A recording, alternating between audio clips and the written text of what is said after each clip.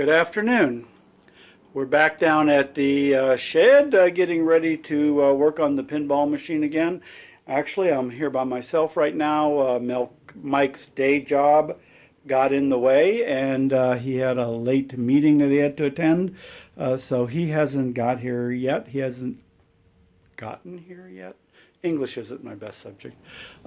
He's not here, and so I'm starting without him.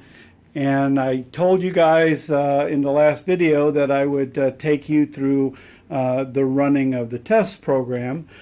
So you can see here on my laptop, I have the test program set up. On the right is the operational program that's running up in that processor right there. And on the left is the test program, and up on top of that is the COM window that lets me select which LEDs I want to turn on.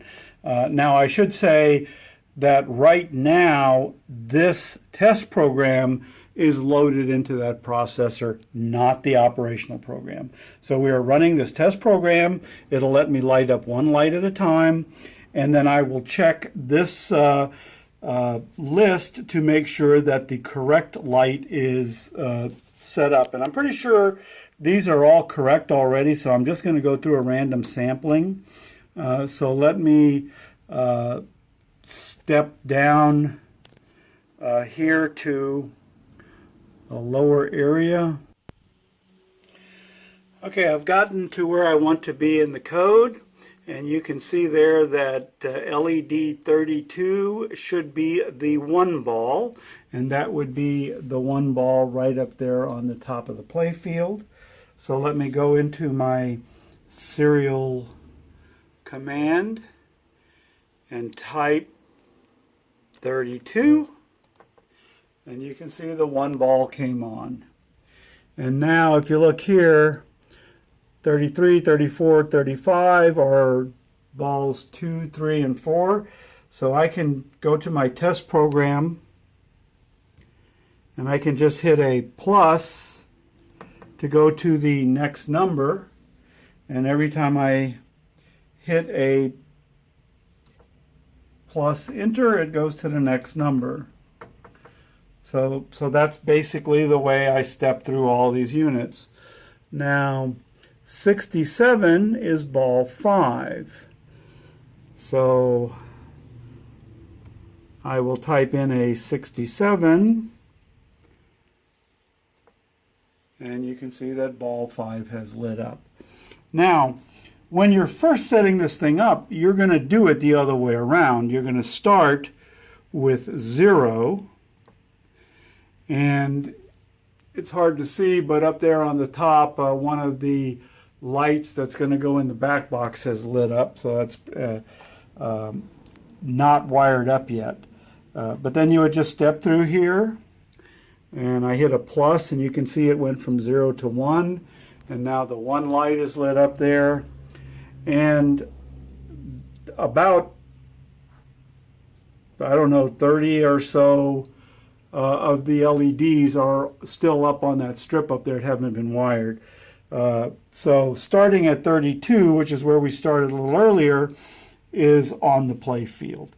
And we can step through there, so we can come in here, and I'm sorry for jerking around like this.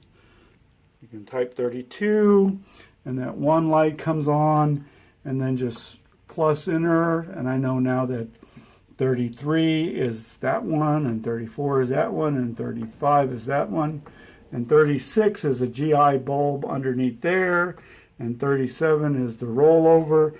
And I can come up and look in my GI array, which is the first array in here, and look and see if that's what I've named these. They're all GIs, but in this new configuration, they're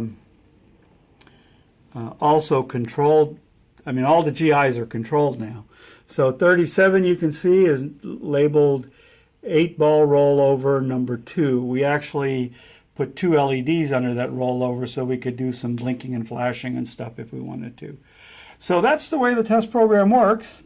I'm going to go ahead and load the operational code in now, turn on the pinball machine, and see how well this all works. And by the way, the pinball machine is turned off right now. The only power in this whole thing is from my USB cable powering that microprocessor up there. So I'm going to download the operational code. I'm going to plug the machine back in, bring it back up, and see how it looks. Be back with you in a little bit. Okay, I plugged the table in, and everything looks perfect almost.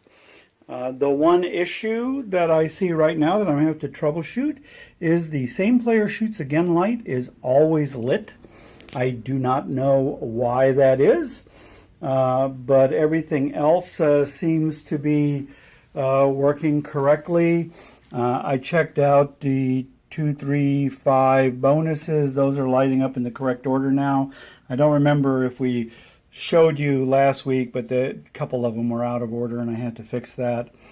And there were a few other things and they all look like they've been fixed, but for some reason that light comes on always on, and I'm not sure why that is, so I will get the code back out and check it.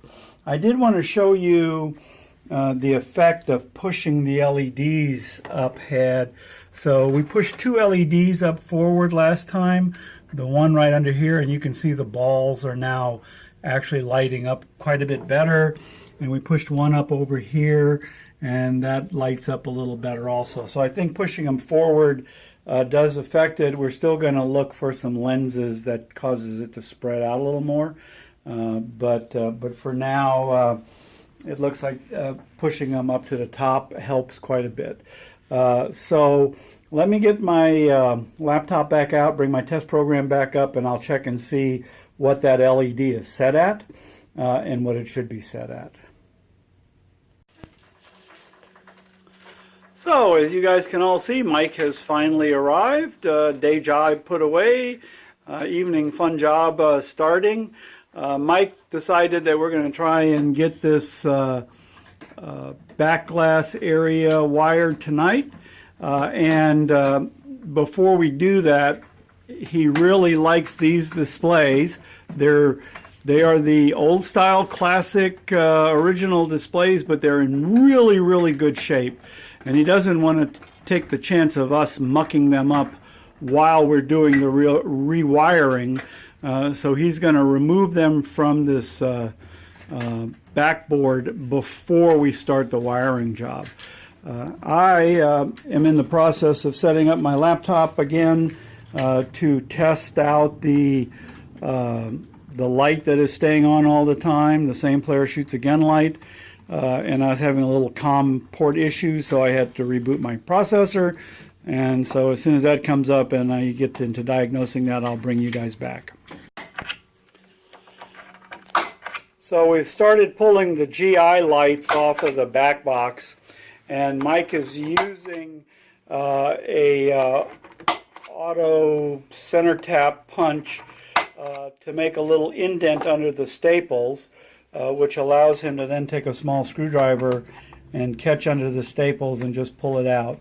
And that works really well. Last time we were trying to hammer the screwdriver under the staples, and that really didn't work very well. So this is a little cleaner.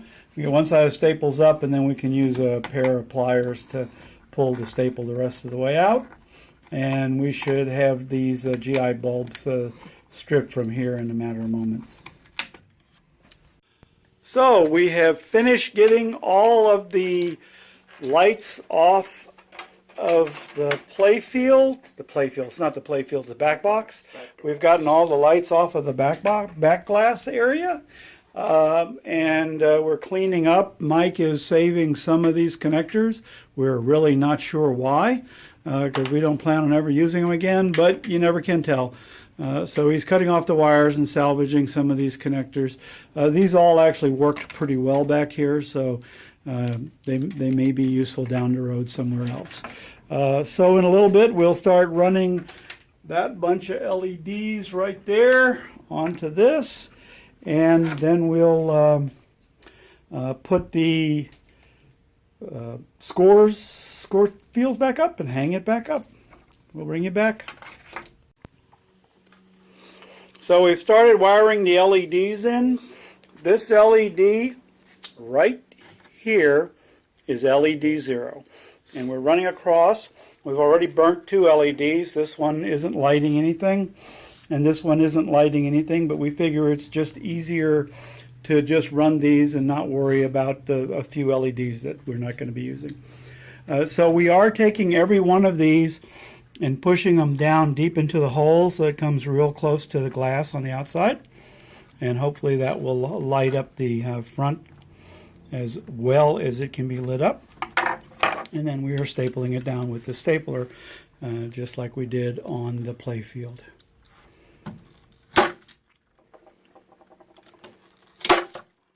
And the nice thing about this is that the staples don't hold it so tight that we can't readjust it after we've put the staples in, so we can get that light positioned exactly where we want. So we'll keep on going. We're going to have to add some more LEDs. We don't have enough on this string. So we're going to have to take another string and merge these together. But when we get all done, then we'll have to relay out all of the lights. We'll bring you back then. So we have finished wiring all the new LEDs onto the play field. The last thing we have left to do is shrink this shrink tubing around the connector that we added on to connect this up to the play field. And then we will put on the score lights. Well, actually, we'll hang this up first. Then we'll put the score lights back on. We'll hook everything up, and then we'll start taking a look at programming the drivers to match this.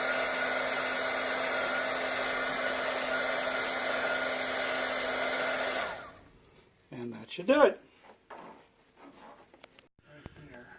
So Mike is just finishing up wiring up the displays, the score displays. And when he gets done with that, we are going to map out all the lights on this back box. We are having a little bit of an issue.